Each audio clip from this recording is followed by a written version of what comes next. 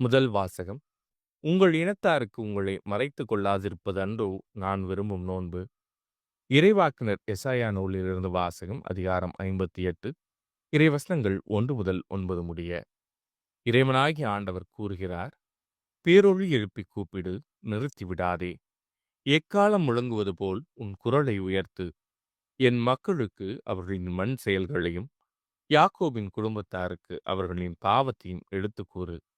அவர்கள் நேர்மையானவற்றைச் செய்யும் மக்களினம் போலும், தங்கள் கடவுளின் கட்டளையை கடைப்பிடிப்போர் போலும் நாள்தோறும் என்னை தேடுகின்றார்கள். என் நெறிமுறைகள் பற்றிய அறிவை நாடுகின்றார்கள். நேர்மையான நீதி தீர்ப்புகளை என்னிடம் வேண்டுகின்றார்கள். கடவுளை அணுகி வர விழைகின்றார்கள்.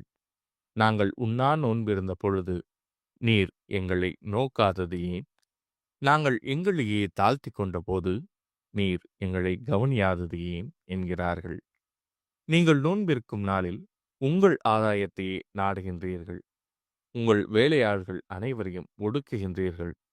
இதோ, வழக்காடவும் வீண் சண்டையிடவும் கொடும் கையால் தாக்கவுமே நீங்கள் நோன்பிருக்கிறீர்கள்.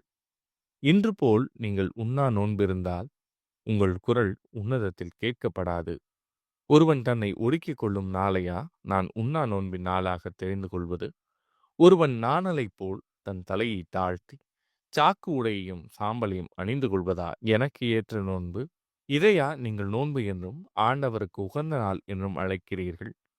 கொடுமை தலைகளை அவிழ்ப்பதும், நுகத்தின் பிணையல்களை அறுப்பதும், ஒடுக்கப்பட்டோரை விடுதலை செய்து அனுப்புவதும், எவ்வகை நுகத்தையும் உடைப்பதும் அன்றோ நான் தேர்ந்து கொள்ளும் நோன்பு.